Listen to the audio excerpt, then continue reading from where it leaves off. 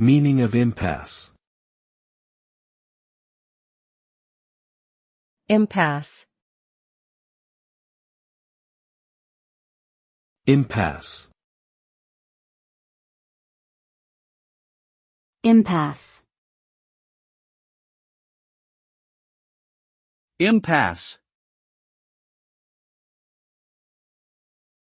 The word impasse refers to a situation where there is no progress or resolution possible due to a deadlock or disagreement.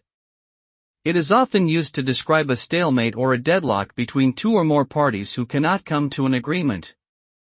In an impasse, there is little room for negotiation or compromise, and the situation can be frustrating and difficult to resolve.